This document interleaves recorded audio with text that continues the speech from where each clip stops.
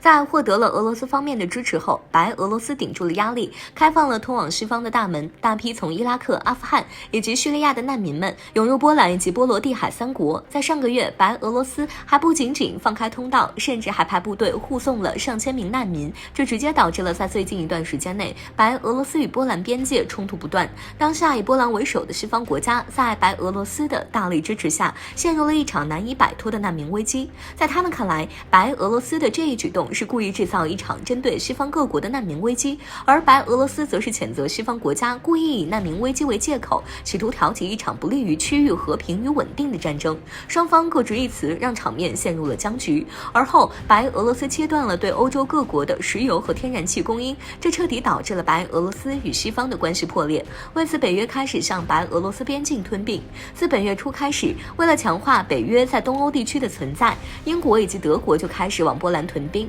有了底气后，波兰军队也开始强硬起来，开始频繁与白俄发生冲突。在看到白俄被欺负后，普京也是不玩虚的，直接亮剑。据《环球时报》的消息称，在12月19日，俄军2架可挂载核弹的轰炸机巡航白俄边境，此次巡航任务长达4个小时。值得注意的是，上周白俄的外长才刚警告称，允许俄罗斯在白俄部署核武器，现在俄军就直接出动核轰炸机，威胁意图可以说是非常的明显了。而且俄罗斯方面除了在展示武力上有所行动外，还公布了一份限制北约方案。在该方案中，白俄罗斯反复重申了自己的红线和底线，对北约的扩张行为表示不满。所以俄罗斯方面认为，对于北约无限制扩张的行为，需要一项书面的法律文书来加以限制。要知道的是，俄罗斯一向都是不服就干，很少会提出什么文书计划，用书面形式表明自己的利益。可这一次，他们却明确希望用条文来限制北约的利益范围，这就意味着俄罗斯方面认为，西方不断给俄罗斯施加的压力，让俄军不得不对北约亮出核武底牌了。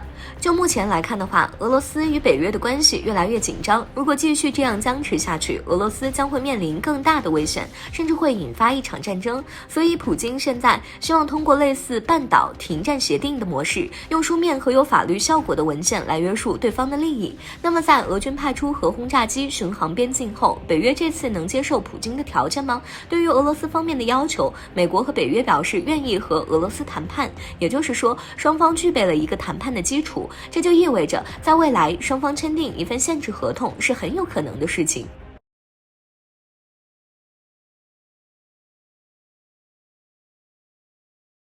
近一段时间，俄罗斯似乎和北约开始有所缓和，双方提出具体的底线内容，就是想要消除目前紧张的局势。其中提及在白俄罗斯部署核武器的事情，两者希望彼此都能各退一步。一方面，北约担心数十枚白杨洲际弹道导弹会被部署在白俄罗斯，再加上1000多枚的战术核弹头的存在，更是让北约产生胆怯之心。另一方面，俄罗斯和北约间的对峙或是时候要有所解决，双方也该公开亮明立场了。北约知情人士称，俄罗斯在俄乌边境部署了大概7.5到10万的俄军。此外，北约还有进一步的挑衅动作，无论是向乌克兰提供军事援助，还是没有明确拒绝乌克兰的要求，都是在俄罗斯的底线上进行蹦跶，在军事上对俄罗斯构成了极大的威胁。对于北约与俄罗斯这种步入战争边缘的阶段，英国防长急忙撇清关系，英国及其盟友极不可能出兵。相关人士对此分析，英国此举就是在赤裸裸地羞辱乌克兰。不过，这也侧面反映出来，英国及其盟友开始认怂了。换句话来说，面对俄军部署的进一步加紧，英国及其盟友不想卷入战争的泥潭，更不想帮乌克兰打一仗。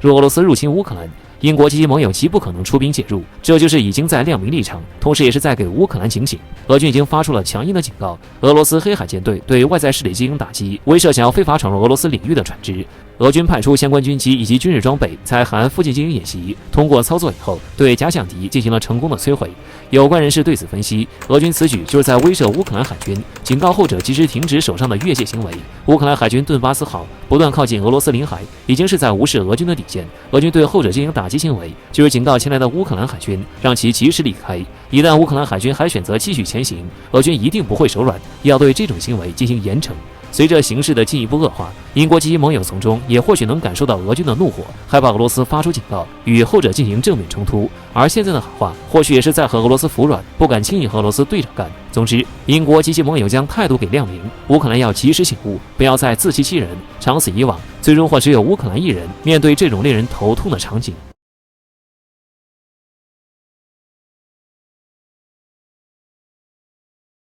12月19日，立陶宛传来一则消息，该国大啤酒品牌商公开对媒体哭诉，自己在中国长达近10年的经营，在一夜之间全部归零了。原因是中国合作伙伴都取消了和其之间的订单，以至于它的损失已经达到了50亿美元。目前尚且不知道这则消息的真假。早前，我国外交部就对类似事件做出过回应，当时是立陶宛方面说中国要求跨国公司在中国和立陶宛之间2选1，选择了中国就不能和立陶宛合作了，否则会被中国排除在市场之外等等。当时我国就曾明言，虽然不曾了解具体情况，但中国一直以来都按照世贸组织的规定办事。而立陶宛几次背信弃义，损害中国国家主权和领土完整，中国坚决反对并捍卫国家主权利益和领土完整。中国是一直按照世贸组织规章制度办事的，所以立陶宛不要随意诬赖别人。中国没有明确说要对立陶宛进行经济制裁，当然鉴于立陶宛时不时的挑衅行为，中国也是绝对不会容忍的就是了。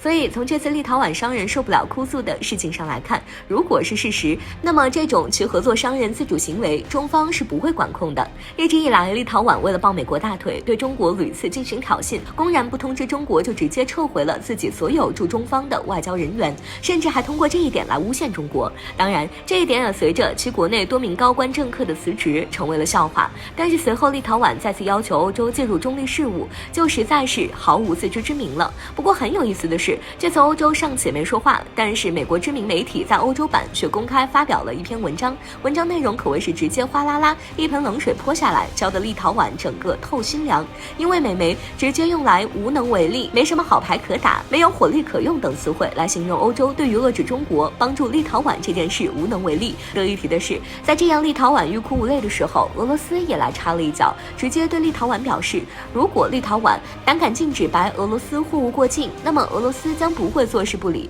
需要知道的是，白俄罗斯从立陶宛过境的大多数是钾肥，而中国是其最大的购买商，而且这也是立陶宛克莱佩达港最大装饰公司 BKT 的大客户。也就是说，立陶宛这都是杀敌1000自损800。当然，最后不管怎么说，立陶宛胆敢挑衅，那就要承担后果，即使卖惨，那也要被中俄联手收拾，还要被美国泼冷水，终究也就是棋子的命。不管是中国还是俄罗斯，随便动手，立陶宛都受不了。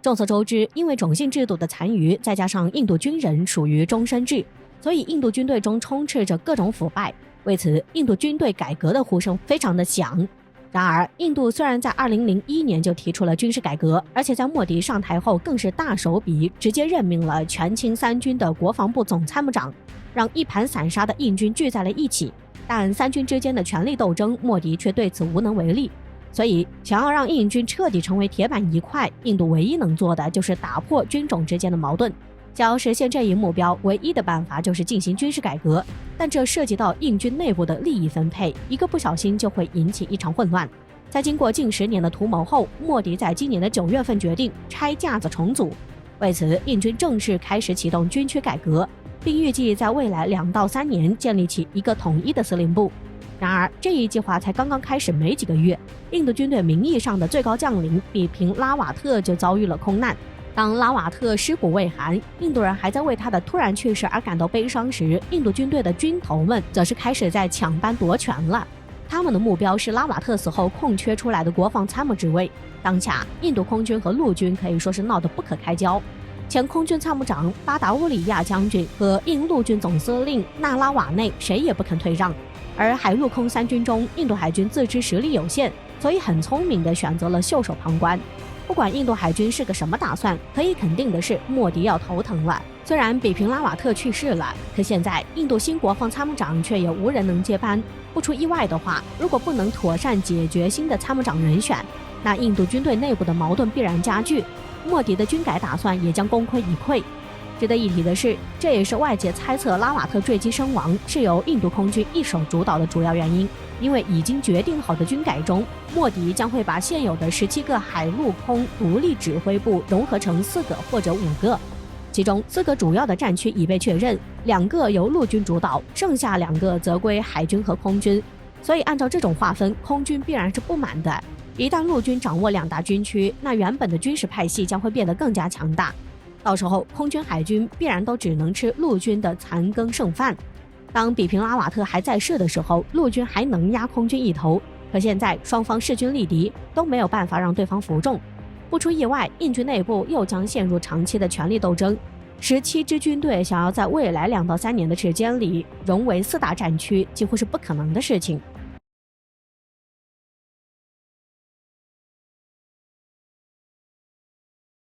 近年来，随着俄乌关系急剧下降，北约和乌克兰的关系却越发的亲近。乌克兰仗着美国在背后撑腰，一再挑衅俄罗斯。乌克兰在俄乌边境异常活跃，黑海军演拉来美国狐假虎威，甚至还完全倒向北约，意图加入北约。据悉，从2019年开始，乌克兰就着手准备进入北约的事宜了，为此一直在努力跻身北约。近年来，北约和俄罗斯的关系深受美国影响，随着美国地位的提升，北约职能转变和政策的制定都是由美国来主导，而美国和俄罗斯的关系近几年来逐步的恶化，尤其是今年，可以说在冷战结束以后30年来的最低点。美国通过不断扩大北约的职能来继续控制欧洲和主导着世界，实施霸权计划。而北约东扩严重地损害了俄罗斯的国家安全利益。尽管俄罗斯和北约进行多次谈话和警告，但对于吃硬不吃软的北约来说，效果好像都不大。在俄乌本就紧张的局势下，北约国家却向乌克兰提供帮助。美国在乌克兰的军事上面提供了资金和武器装备的救援，不断的触犯俄罗斯的红线，